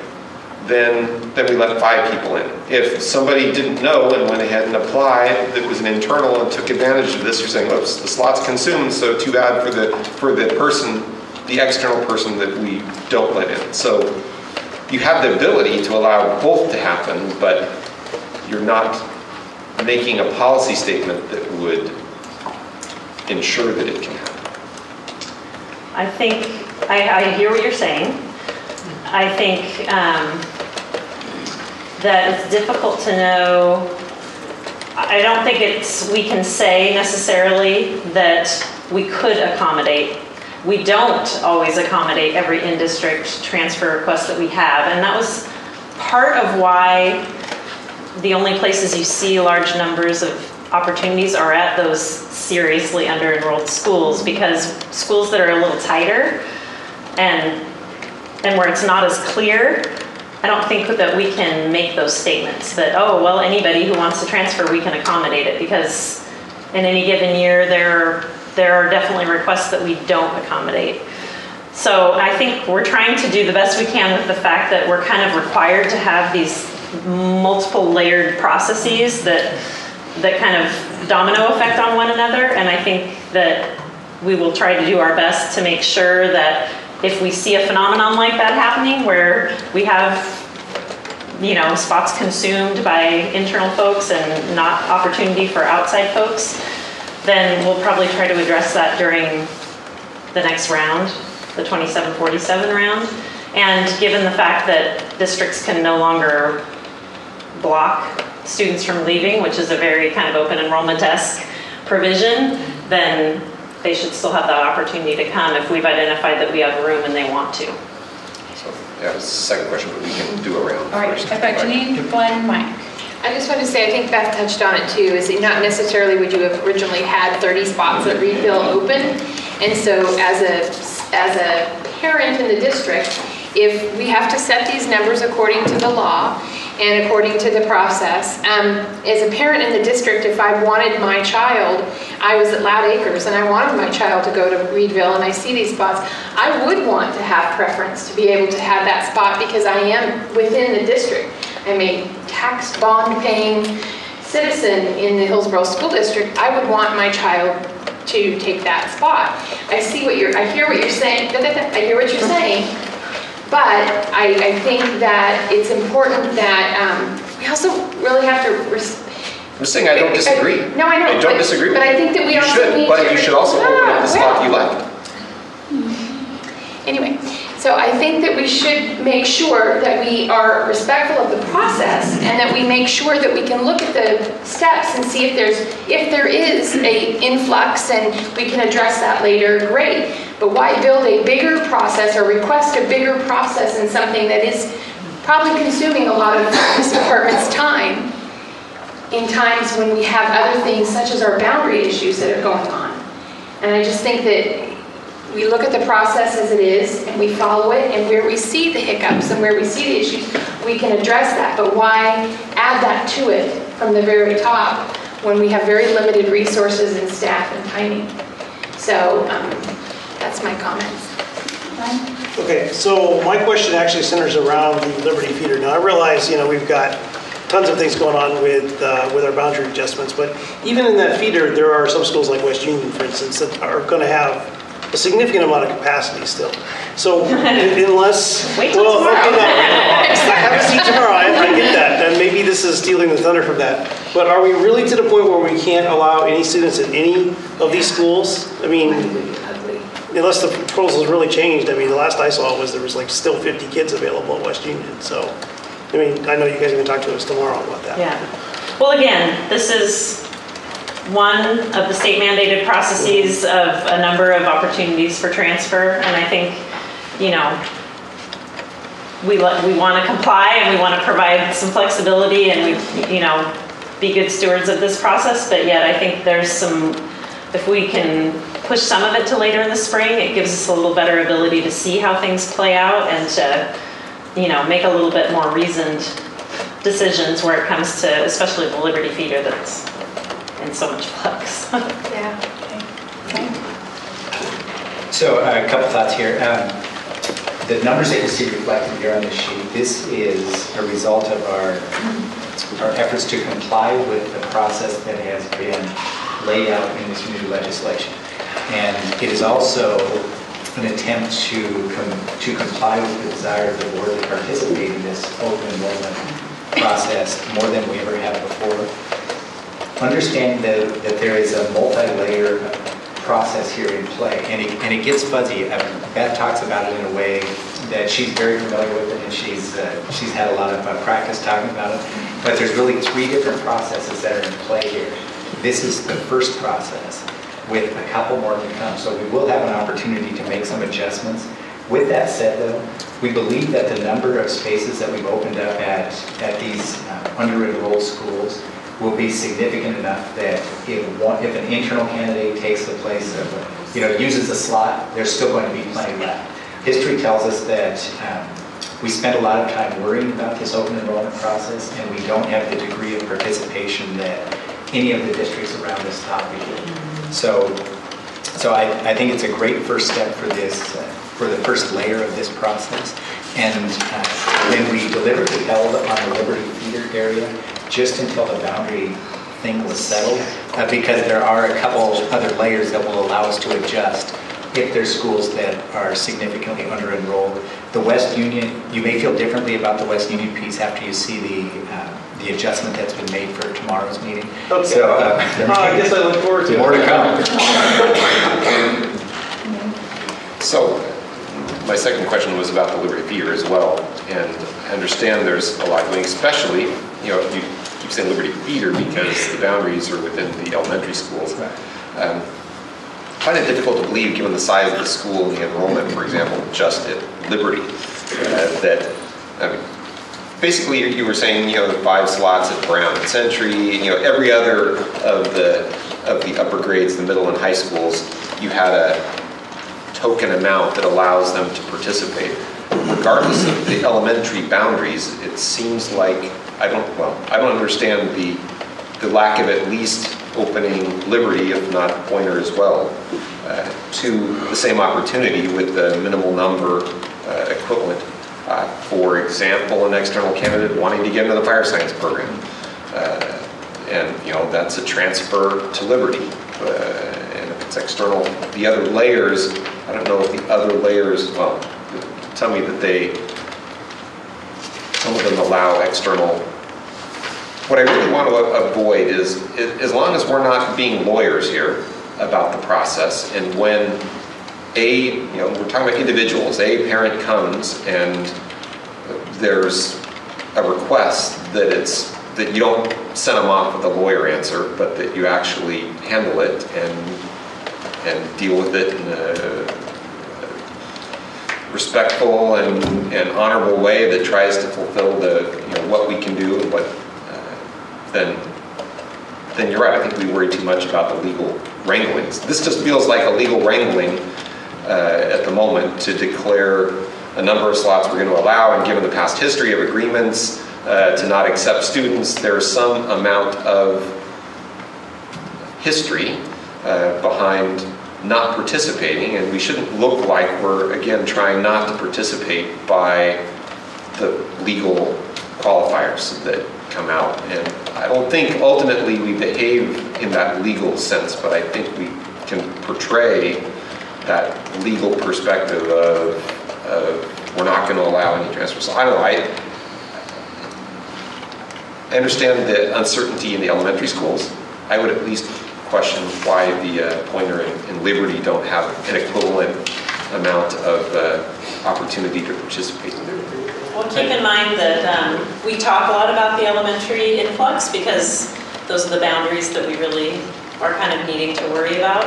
But with the growth, we do project 130, almost 131 new middle school students and 233 high school students. Granted, those aren't all at Pointer and Liberty, but there is a middle and high school impact to the growth as well. So that's another factor to consider. Yeah, we could. Liberty is under enrolled, as I recall. I mean, from Well, the buildings, but there's a lot of schools that aren't at capacity. Yeah.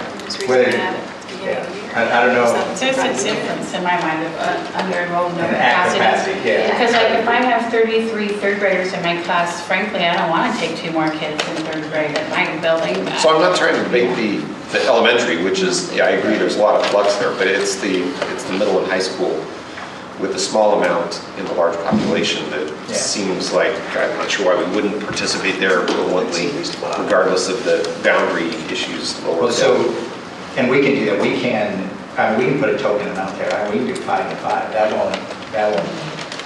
That's doable. Yeah, I mean, it looks like the same policy you followed in the others and specified. We were just wanting to be on a couple of them. the Liberty Theater, but we can put 5 to 5 there if that's the will of the board. And also understand we are not trying to do anything underhanded here. When it comes to limiting the number of spots, we fully understand that the desire of the board is to participate more in the open enrollment process than we ever have before. And there's a law that speaks to it now. Our goal is to understand the process and comply with the process in a very legal way because all the districts are trying to understand this right now. But it's not to be legalistic in our response to individuals that have requests. That's not the intent. Janine, did you have a hand up again? 4 quick points. I think that talked about the growth. We have to think about that because think about when Liberty opened their doors last fall. All of a sudden we had 100 and some students. Surprise, scramble, classes and everything else. So, I mean, they are looking at the numbers at the secondary level, and I think that I just sincerely appreciate not looking at the Liberty Feeder group right now, because if you came to those meetings and the amount of emotion that people are talking about, and to be able to say, yeah, then we have 5 open spots. Whoa. People, there just may be some higher level. So I appreciate the fact with the amount of transition that's going to be happening in that feeder group that we're careful and we're conscious of that. I also am kind of curious because Wayne brought up a point when he talked about schools, if somebody wanted to come in from Beaverton or wherever and wanted to be part of the fire science program. I know you just used this as an example, but I'm kind of curious about that because consistently I believe that the fire science program has had a waiting list within the Hillsboro School District. Me again, as Hilda Hillsboro here, I would be really upset if I was here in this district and they opened up spots and allowed somebody from Portland or Beaverton to come into this fire science program and my son was kicked to the old curb. Remember, Beth said that our in-district folks would have priority. Yeah. Okay. But she's talking about a program. I don't know how that talking about a program. Not a school. So you're not a school. So you have somebody. I'm just curious how that's going to be handled because we can talk about the drafting. We can talk about the auto tech. We can talk about all the CTE programs across our district. We can talk about programs that get accolades from other areas because of the stellar programs that we have. And you're saying that other students from outside our district can come in and do this. And when you think about the fairness process, if there's not a waiting list, okay, let's work with that. But when you have waiting lists and you're going to kick Hillsboro students off to accommodate, I think that's a PR issue all in itself that could be an issue. Well, we never said we're going to kick Hillsboro. No, I know, but I'm just saying if you're talking about, oh yeah, I think we could throw 5 more on each, and then he was mentioning fire science, I think it's scary to me. That's all I'm saying. And I appreciate not touching the Liberty boundary theater because of the boundary issues. But also I was curious about transportation. Are all these students that come from outside the district, by law, if they can get themselves to an existing stop on the appropriate route that has room, they can ride our buses, but we will not cross into their boundary to go get them. and so the liability of them being at the bus stop there and waiting for that's where we assume well, it would still have them getting to the stop? They would still have to fill out the paperwork with transportation, and it would have to be worked out. And if that was an approved thing, then they could start riding the bus. But yeah, it's a logistical thing for their family. But once we accept them, they're ours in all ways. All right, so on the other hand, and I have gone to the meeting, so not that that's really relevant one way or the other. Mike, I appreciated what you said about, willingness to put at least a token amount, for Pointer and Liberty, because, we have been focusing pretty much on boundary things on the elementary schools. Yeah. And granted, we are going to have more capacity in the high schools, or more usage in the high schools, rather. So we do have to be careful with that, but I would just hate to, maybe it's for appearances only, but I would love to have just a little bit open up so that people can come in, because those schools are not overflowing. And even with these boundary adjustments, I don't think that the junior high and senior are going to be. So that's just my 2 cents. Auntie? Beth, what kind of flexibility do we have on these numbers once we submit them? None. We can't. None for this open process. Enrollment. Right. We can't go up. No. And the way it's written for 2747 is hard to understand. It says, because you have to establish same type of thing with the 2747, and it says you can't modify the number as long as there are outstanding requests. I'm not sure what constitutes an outstanding request, like if you've set a number and you've held a lottery and blah, blah, and then there's no more requests because you've denied a bunch, then does that count as not having any outstanding requests or not? Could you go back and raise the number? Would you have to go back to the people that's what I was thinking of. I'm not sure. You got a 240 number and 260 want to transfer in, why wouldn't we be, if we have capacity, why wouldn't we be able to do that? Yeah.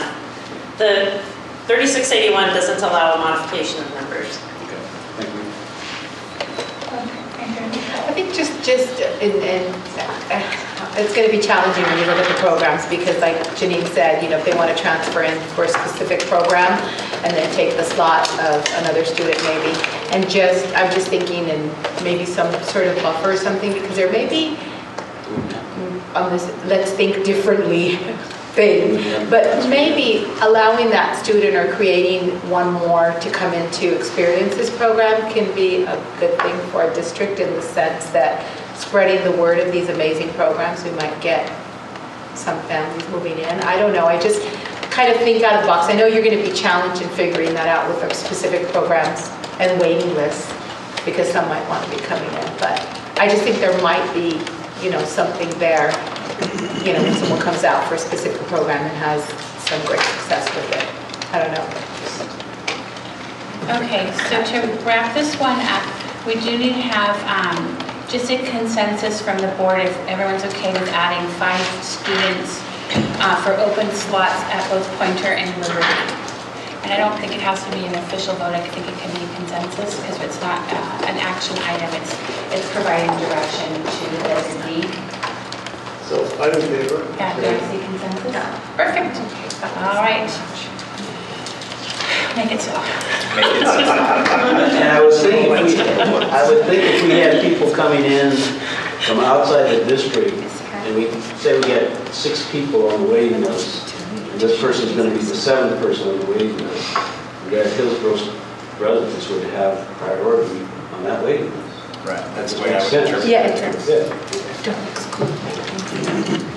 okay. Thank you, everyone, for the good discussion. And Beth, thank you and your department for all the work and all the hoops that the legislature has made you do. I'm sorry that there's so many processes in that one. And with that, I'm going to invite Don up. Don, thank you for waiting so long to do technology. And let's just get Nancy back there. Sat for too long. She's bringing that up to me. Would you bring them both just in case that doesn't work? Can I get the keyboard as well? So I'm not sure. So it's been 8 months now, and so I finally worked up the gumption to have an official presentation for the board. So I'm kind of excited about that. I've had a couple small ones. But what I wanted to do, what this presentation was about, was back in November when I first started here, there was the build-up to the bond, and there were some very high hopes and bright futures and some problems that Hillsboro really needs to address as a school district. And it didn't quite go the way we had wanted it to. And so we spent a lot of time and thought and energy on where do we go now. So I just wanted to kind of have that conversation with the board, present some information, and kind of frame a vision and how we move forward. So one of the things I did want to point out, this is a presentation that's online, so I put the URL up there. It's in the packet that you've got, but it will be available for you at any other time you want to take a look at it. Somebody's going to work for it. So I want to start here with kind of an iconic image that we've looked at for a while. This image kind of shaped our technology enhanced classroom, the plan that we put together, which was kind of a 6-year plan. The bond 5 years, and this year we're in the first year where we got $1.5 million of construction tax and interest tax monies for technology. And I've looked at this for a long time and tried to get my head around it. And what I wanted to do is, so this is where we started. And I wanted to kind of pick this apart a little bit for what this looked like. If we talk about just computers and the earlier presentation about robotics and those other specialized computing doesn't really apply here. It's not factored in. We're talking about our core computing, what students have to use, what teachers have to use, what our staff have to use. And the way that original issue broke down is, if we assume a 3-year cycle, because that's kind of an industry standard for replacement cycle for computers. Right now in our district, the top 3 lines are where we're at. We have about 23% of our computers are in the process of that 3-year cycle. So 3 years or newer. 4 to 6-year-old computers, we have about 34%, or 2,400 computers. And then we have, in the 7+ range, 2,900 computers, or 42% of the computers we have out here. It's an interesting prospect because that's 7 years plus. We actually have a number of computers that are 11 years or older, or 11 years old and are currently running on our network. The thing that concerns me is those 2 lines right there. The 4 to 11-year-old computers constitute 76% of the computers we have running in the district. Of those 23% that are within the purchasing cycle, 700 of them or so, roughly that number, will purchase this year as a direct result of the money that the board allocated towards purchases. So they're brand new this year. 792 of those computers that are in the green band are in the 3rd year of that. So we get to a much bigger, the stagger from 76% next year goes higher. So currently we have about almost 7,000 computers out there on our network running. People are using them. They all run Windows 7. They're good for testing. We can do some word processing and some things. And the machines that the students are doing robotics on are on some of these older computers. It's painful, but it can be done. And I'm watching that happen at some of our other ones. Tack that with, we also have about 1,300 mobile devices, which includes Chromebooks, iPads, and iPods out there running on our network. This year we were given $1.5 million, and this is kind of how it explodes out. The biggest chunk was focused on classroom and staff computers, which we'll work towards addressing that. We have instructional strategies, or an innovation strategist coach, that's a little green chunk up there working their way around. Projectors and receivers, those classroom tools that so teachers and students can have visual representation of the tools in the classroom on, around, for the different things. I think you guys are pretty aware of what we've done with that $1.5 million. And that flowed nicely into the next plan of, had we had the additional bond money, to kind of extend and expand this, and we wouldn't be quite as concerned. But the bond didn't pass, and we're aware of that. So what do we do now with the limited budget, and how do we move forward? And I've been thinking about this a lot. So we really have two main focuses, or I'm thinking this in two main, we have our technology enhanced classroom. How do we provide the best possible relevant education for our students that has technology as a key component to prepare them for where they're going in the future? So one of our focuses, and one of the things I'm committed to, is the technology innovation strategist. Right now we've got Ryan Hoxie, who's been doing a fantastic job. He oversees the entire innovation grant process. He's working with the teachers. He's in classrooms. He's bringing different ways to approach integrating technology into the classroom, some of the older stuff, some of the newer stuff, how we get away from singularly focused devices like Elmo cams, and how can we use an iPod or an iPad or other mobile devices that can do some of those other functions, so we're not spending money on just a singular function device. Next area we're focused on is the innovation grants. We are not going to know what our classrooms are capable of unless we do some investment in how we approach that. What happens if I put 20 Chromebooks in a high school math classroom and give them access to open source curriculum? What happens there? What happens when I think I want to do this word recognition program with my elementary students with iPads, and this is one of our innovation grants, but I have a former student that's now a teacher in Russia, and now I can use these iPads, and they're actually sharing movies back and forth between classes on the other side of the world. So they didn't know what was going to happen because they hadn't had the technology before. Instructional tools, things like projectors, things like wireless display capabilities, other tools, robotics kits, or mobile devices, so that they have the things they can use in the classroom. And none of this works without the professional development, the support, and the training. So we have to be committed to that part as well. We're taking a large contingent of teachers, mostly focused on the innovation grants, to one of the better conferences on the West Coast for instructional technology this Thursday and Friday down at the Sheraton Portland. It's called the Integrated Ed Conference. And I expect really good things out of that, because it's been around for 14 years, and it does one of the best jobs of how do you innovate and integrate technology into the classroom without losing the focus on what you're doing in your classroom and not making it about the bright, shiny object. The other piece we have to have is the infrastructure. If we don't have the tools and the back ends to support this, that stuff will fall down. So we're committed to first wireless capacity. We have pretty good wireless, but it doesn't cover everywhere. It doesn't cover all of our needs. So we need to continue to extend that. We need to make sure we have adequate bandwidth. And one of the areas that we're expanding right now is a virtual desktop infrastructure, which is just a virtual, we've got servers that can run it and brings up a Windows 7 desktop for students that students can access from home, teachers can access from home.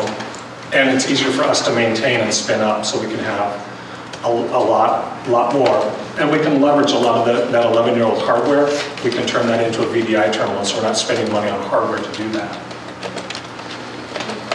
Currently, what we have been doing and trying to be smart about the $1.5 million we've got is an investment in the virtual desktop infrastructure. There was a big chunk of dollars that we used that we're going to say, we're going to spend this amount of money on just desktops for students and teachers. We've invested that and probably gotten about a 2-to-1 return. It's about half as much to implement a virtual desktop as it is to buy a standalone hardware device. We're in the process of rolling that out in a bigger capacity for staff and students this spring. Wireless. So we're not spending money foolishly. We're bringing in Mountain States Networking to do a wireless audit, so we know what our path looks like going forward. Here's how many access points you currently have. Here's your dead spots. Here's how many you're going to need. Here's what the price tag's going to be to do that, and figuring out ways we can do that strategically. So if we have a massive initiative at our high schools where we've got a new math adoption, this is just a for instance, and it's based on digital curriculum, we need to make sure that we have infrastructure in place there to meet the needs of that curriculum. And then we're working on right now redesigning our network. We've taken some first steps to opening up our guest network. One of the things we have to do is ease the management on the network for us to handle all of this, and also make it more seamless and not a barrier for people to be accessing resources. So we're currently in the process of doing that. Now we're moving from 5 or 6 wireless networks currently to we'll end up having 2. That greatly reduces the amount of management we have to do. And at the same time hardening and protecting our data center back there so our key data and our information is secure from all these extra resources we're doing. There has been talk, and I just wanted to bring this up here, that part of the budget discussions, there's a possible consideration of over the next 3 years in trying to help move these things forward of an additional $1 million being put in place in the technology services and trying to target some of these things. And this is kind of where we're looking at going. The innovation strategist is key to getting our teachers to think and teach differently to kind of move us forward in the 21st century. Professional development so our teachers know how to do what they do and can do it better and more efficiently and more openly. The innovation grants is the keystone of this. Teacher computers for our elementary staff. We went through it this year. We got our secondary staff new computers because we thought the bond was going to pass. Now we're at a place where, okay, what do we do with our elementaries? Because they're just as bad and they still have just the same amount of needs. And then looking at how do we extend that wireless infrastructure. So when we talk about consideration for if that were to be a possibility, these are going to be probably 5 of the key points that we're going to be looking at. I want to take a break right there and see if you have any questions. I'm kind of going fast. So just in the area of the wireless infrastructure and bandwidth, I mean, one thing I'm a little bit worried about, I think we had a short email conversation, was this opening up the network, making it very easy for people to get on the guest network. Now, are you monitoring how that bandwidth is being used? Are you sure that like 95% of your bandwidth isn't consisting of high school boys downloading pornography during the school day? Well, one of the things, we still do have filtering in place on the guest network. So pornography is still one of those things because it's E-rate provisioned bandwidth. We still do filter that. We do have monitoring of how much traffic's going out over there. And right now bandwidth is, we're doing pretty good with bandwidth. I've done a check. I don't think for the next year that we need to drastically change anything. But I want to make sure that we're at least positioned to be able to make changes if we can. So yes, we are monitoring that and making sure it's being used appropriately. One thing I was thinking about was, be on the negative side, you'd like to be able to make some assessment of the useful productivity of the usage. Like, I mean, tracking the site locations, if there are particular hot sites used in the education curriculum, you could be measuring the amount of traffic to the educational sites you want to track to make some assessment of whether students that are actually in class getting the benefit of the educational aspects of it. It would be deeper network traffic. Right. There would have to be some. That's the kind of thing you'd like to see the benefit from. Is during school day, data access to educational resources and show that yes, in fact, we open it up and this percentage of students are now using it for educational purposes. And that'll be an interesting discussion to have to look at how could we track that? What would we need to put in place to be able to ensure where it's going to? It's an interesting job. And I've got Janine and then Glenn. I think that my only concern is around the communication, because when you have folks that talk about a bond and they talk about a failed bond and then they see a lot of purchases and things, I think we need to be really careful in how we communicate how money came about and making sure that you see what the naysayers would say, right? You can find it. Yeah, well, see, the problem is we haven't found anything. We're finding ways to mitigate it, and I know you understand that. I do, but when this happens, the perception part of it, they don't realize about extra funding. I'm just saying, I think we need to be really careful of our communication around that, because the naysayer is going to say, whoa, wait a minute, where did all these computers come from? I thought the bond failed. Who knows? And it's a good point in that icon picture at the beginning to make sure we haven't forgotten where we've come from and what's still out there to do. Yeah. Because we're going to target a few key areas that doesn't negate the fact that we're still looking at about being 80 to 85% of our computers being less than 4 years new or older. Or the amount you're spending is far different than the amount we were asking. So Yeah. I think if we keep that in people's forefront, that we were asking for a far different number and you're going to get a far different result in that this is going to purchase this and not what our plan was. Our focus is how can, with what we have, how can we strategically make sure it's scalable and make sure we're getting the most bang for our buck. Okay. But I do want to say that I appreciate all the information because you gave a very detailed report. Thank you. Okay, so just really quickly, this is kind of teeing off both what you guys just said about communications and whatnot. And I've said this comment before, but I wanted to make it here so that everybody would hear it. I was doing some figuring when I looked at the numbers as far as how many computers we have, and we have many that are 11 years old and whatnot. And it's important to realize that that's because of the fact that we haven't had a replacement cycle for a very long time. In the lean years, we were forced to cut basically everything. And you can't run a business like that. So then we come up along here with this communication and go, hey, we're going to spend $1 million. And this sounds like, wow, that's great big. And people say, well, we could be spending that somewhere else. Reality is, even if you had a 15% replacement cycle, you'd be spending $600,000 a year on that. And that nowhere near meets what the industry standard of 3 to 5 years is. That's 6 years, to do everything. So in my mind, if it was me running the budget and the communications, what I say is this, look, no bones apology, this is a business expense. This is what preserves the assets that we have in place for what we have to do as far as the job goes. $600,000 is just built into your budget. We don't even have to communicate that, except in general terms that this is part of the IT budget, okay? Now, $400,000, that's the innovation grants. That's where we're spending on the innovation coach or the innovation grants and things like that. So that's really where your need your money is. That's where we can play that up. But the other part, that really ought not be, basically on the table, because the reason why we're in such bad shape is because we didn't have any choice. But we don't have to make a big deal about it now. We just need to just do it. Well, and I would be, and I agree with you, I would be concerned because this 3 years, we've got 3 years with, and then those funds run out. So we get halfway through that cycle. That replacement, that computer replacement cycle, which we have none in our general fund budget right now, any of the discretionary, that's really where you want to look at trying to place those. Because we haven't had it, that's been cut out probably 6 years ago. And so now we're kind of suffering the effects of that. How do we get that back? Currently, the technology budget is, when we talk about discretionary funds, is less than 1% of the overall budget. And it's meant to support the entire district. And we've got lots of important targeted things that we've got to hit.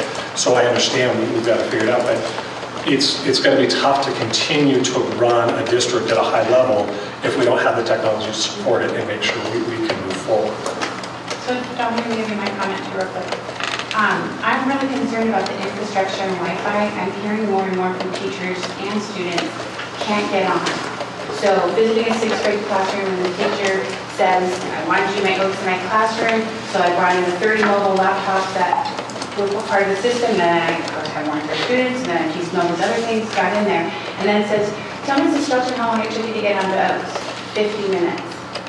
So even though we've in places where they've gotten grants and got devices, I'm concerned that we have too many devices and not enough. And we don't have enough access point.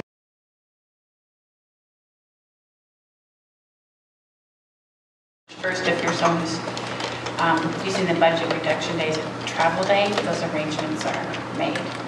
I think you would have students not come and potentially not have staff available who on such a short window could change their plans. I do like that it's in June, and I know even in June we'll have folks who will say, oh, I had such and such scheduled, but I think your teachers especially would know that that's there. Why not put all of the budget reduction days on the end? Kind of opting to potentially extend school, if you just put bulk reduction days there officially. Actually, we did that in 2011-12, is we had a total of 5 budget reduction days that year, if we can remember that, and 2 of them were at the end of the school year.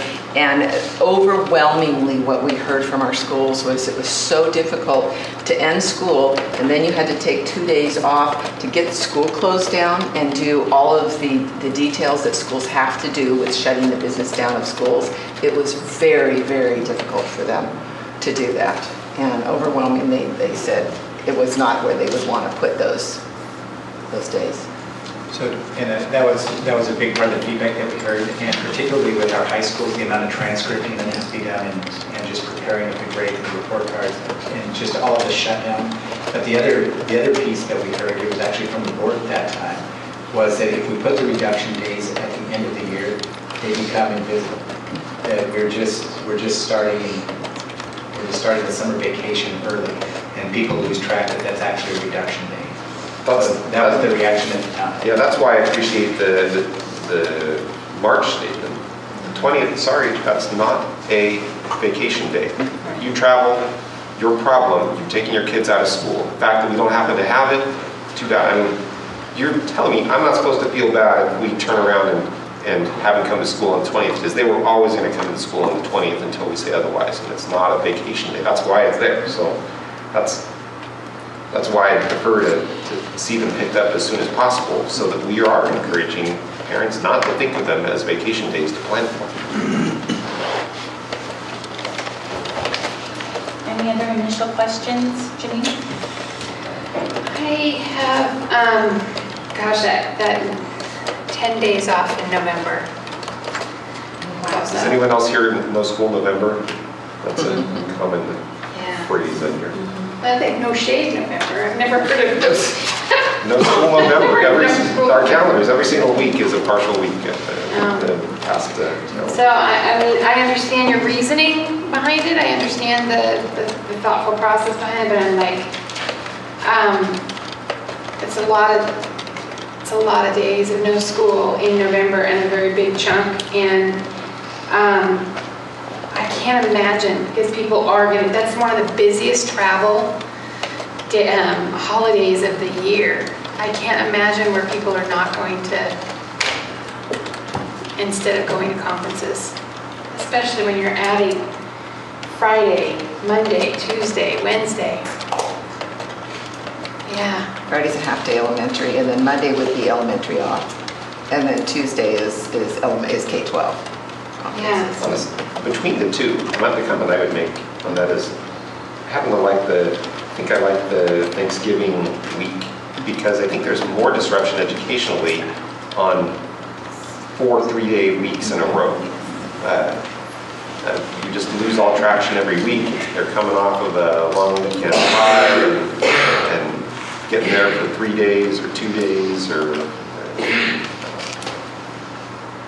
That was some of the days. Might as well put them together so that you at least have some weeks of solid education time. That was some of the thinking on blocking them out. And I think, unfortunately, no matter when you put them, even when they were in October, you will have a minority of parents who will choose to use those days for something else.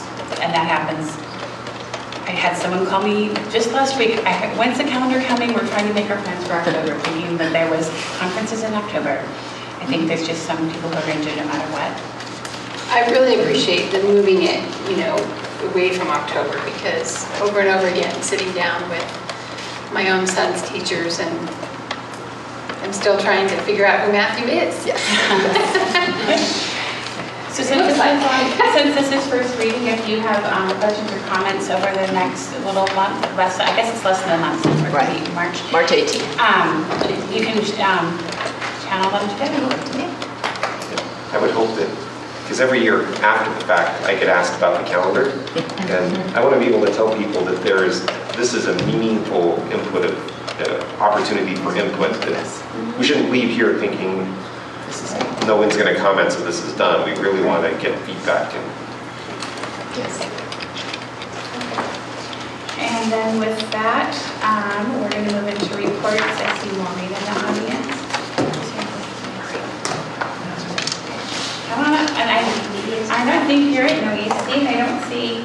Is there anyone here for HEA? I'm sorry, for HCU? Erica. Okay. Thank you.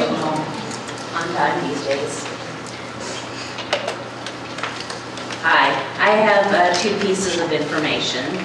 One you may have read in the Oregonian or in the Portland Tribune or heard on the radio that we're in a window of opportunity to participate in a survey called the TEL survey. TEL stands for Teaching, Empowering, Leading, and Learning. And it's a survey sponsored mostly by the Gates Foundation, a little bit by NEA, financially sponsored by those groups. It's also sponsored by COSA, the Department of Education, Chalkboard, and your people, the OSBA. So we're hoping that as many licensed people as possible can participate statewide, because in other states it's been information that has helped them determine the direction they should go to improve public schools or support public schools. And there is a website, www.telloregon.org, if you are interested in that. And the other piece of information is the OEA has had a symposium. This is the 4th year that they've offered a symposium. And this year the speakers are Dr. Nancy Golden and Pedro Noguera from New York University, I think. And the topic is bridging opportunity and achievement to breaking the cycle of poverty, meeting the educational and social needs of students, and improving the culture of underperforming schools. Pedro Noguera will be talking about learning conditions, resources, partnerships, and how to ensure equal access. And it's free. And they'll feed you lunch, and if you want to ride, we're going to be carpooling from the OEA office. It's Monday of spring break. You could take one and pass them down. Yes.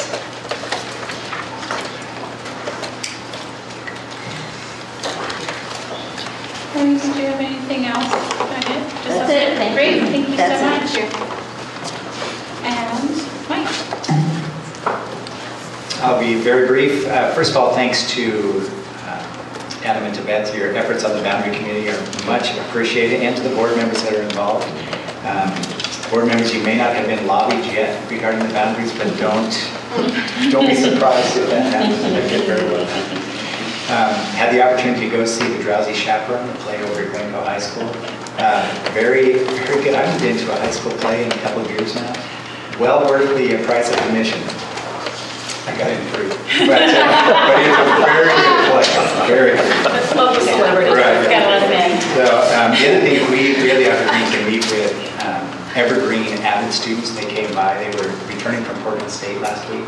And it's just such a great opportunity to have a conversation with them and to hear the attitudes that have changed over the last year just due to their enrollment in the Avid program. Absolutely inspiring to hear about. So just a great opportunity to hear from them. I'll pass it on. All right, I'm going to start tonight on Wednesday. Oh gosh, well, I don't really have a lot to say other than, again, thanks for doing such a great job with the concrete stuff. Beyond that, like I said, a lot of things, but it's late, so I'll just leave it there. Janine? I just wanted to commend the efforts of communications and the schools, especially Hill High, with the recent, the 2 students that were missing in the district where they left on Friday after they left school. And I thought it was just incredible movement to get the information out, and then to also the work at the school level to get staff and everyone engaged in the process to help these students. And Arturo mentioned that they have been found, so that's wonderful news. But I just was really impressed with the work that was done to help these families find their kids. And also another a good time of year, Read Across America.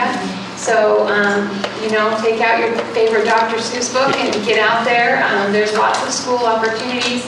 Wayne had mentioned there was just a few that were out there that maybe put their name out, but I know that, you can contact your favorite school and a teacher will definitely grab you up. So I get to be at several schools, but one of them, one of my favorites is Roner Elementary. I get to read Green Eggs and Ham with their deaf and hard of hearing interpreter, and she is amazing. She is just so fun to read with. So it's a great program, and it's a fun morning. And yeah, I did eat green eggs and ham.